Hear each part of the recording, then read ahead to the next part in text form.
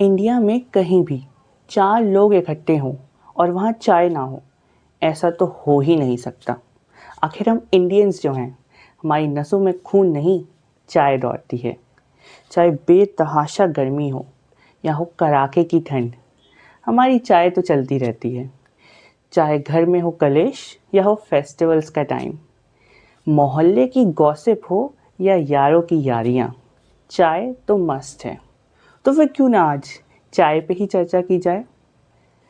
अब अगर इसकी हिस्ट्री की बात करें तो एक चाइनीज़ लेजेंड है कि 2737 बीसी में एक चाइनीज़ राजा थे जो रोज़ सुबह उठकर गर्म पानी पीते थे। सोचो उस ज़माने में भी हेल्थ कॉन्शियस थे। चलो, तो वो रोज़ सुबह उठ के गर्म पानी पीते थे। एक दिन उनके पानी में कुछ पत्ते गिर गए। उन पत्तों ने उस पानी का स्वाद ही बदल दिया। राजा को वो पानी इतना पसंद आया कि रोज़ फिर वो पानी में वो पत्ते डाल के पीने लगे। तो यहीं से आई चाय। तो इंडिया में चाय कैसे आई? वो तो चाइनीज़ लेजेंड है। ब्रिटिशर्स ने इंडिया में चाय इंट्रोड्यूस करी ताकि चाइना का डोमिनेंस ओवर टी मार्केट कम हो जाए। और फिर धीरे धीरे इंडिया में चाय का प्रोडक्शन बढ़ता ही चला गया और आज तो हर गली में चौराहे पे चाय ही चाय है।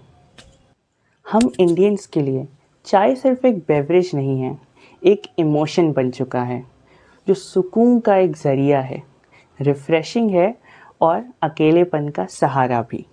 हर घर में बनती है और इंडिया के हर शहर में बनती है।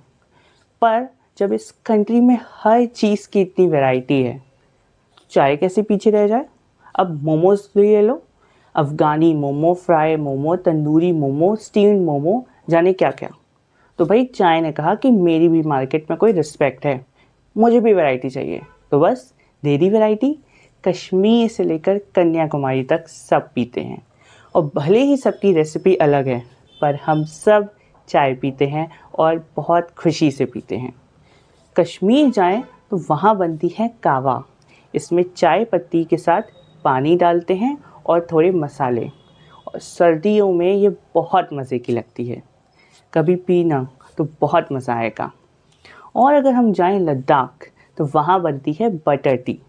इसमें पानी, बटर और सॉल्ट के साथ चाय पत्ती डाल के बनाते हैं। और अगर हैदराबाद जाएं तो वहाँ बनती है ईरानी टी। और दार्जिलिंग की फेमस दार्जिलिंग टी तो आपको पता ही होगी। और भी कई तरीके की चाय होती हैं, हर्बल टी, ग्रीन टी जो आजकल बहुत सारे लोग पीते हैं, मसाला चाय। मेरी अपनी फेवरेट तो कुल्हड़ वाली चाय है, बहुत पसंद है मुझे। तुम्हारी फेवरेट चाय कौन सी है? कमेंट्स में बताना ज़रूर।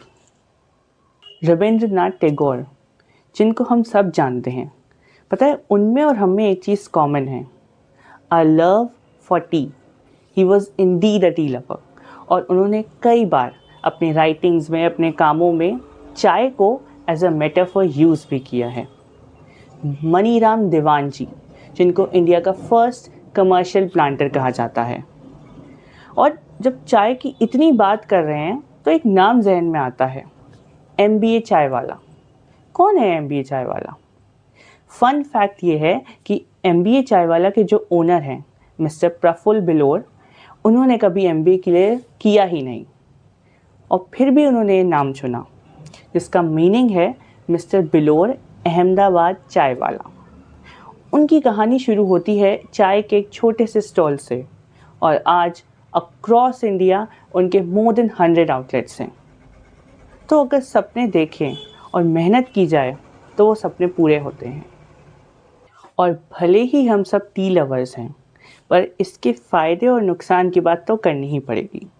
अब जैसे हर चीज़ के फ़ायदे और नुकसान होते हैं, तो चाय के भी हैं। चाय में एंटीऑक्सीडेंट्स होते हैं जो हार्ट हेल्थ को सपोर्ट करती है। ये हाइड्रेटिंग होती है। बहुत लोगों की थकान बस एक कप चाय से सही हो जाती है। पर इसमें कैफ़ीन होता है, जिसकी वजह से स्लीप प्रॉब्लम्स हो सकती हैं। कई लोगों को नौजिया भी होता है। और ऑफ कोर्स जब ज़्यादा शुगर डालोगे तो कैलोरी भी बढ़ेंगी ही। तो सवाल उठता है, क्या चाय पीना छोड़ दें? बिल्कुल नहीं। एक ही तो ज़िंदगी है, उसमें चाय भी नहीं पियोगे तो क्या करोगे? चाय पीजिए, पर लिमिट में, क्योंकि लिमिट से ज़्यादा कोई भी चीज़ हार्मफुल होती है। तो आज इतना तो समझ में आ गया कि चाय के शौकीन सिर्फ आप और मैं नहीं, बल्कि काफ़ी सारे लोग हैं। चाय सिर्फ पत्तों का और पानी का एक मिक्सचर नहीं, ये यादों का, यारियों का और कहानियों का एक कप है। तो बस चाय पीजिए, खुश रहिए और दूसरों को भी खुश रखिए। अब आपकी इजाज़त चाहूँगा ताकि अगली वीडियो में फिर मिल सकूँ। अगर ये वीडियो पसंद आया हो तो please subscribe the channel, like and share and comments. आपके लाइक और कमेंट्स मुझे बहुत मोटिवेशन करते हैं ताकि मैं और ऐसे वीडियोस बना सकूं।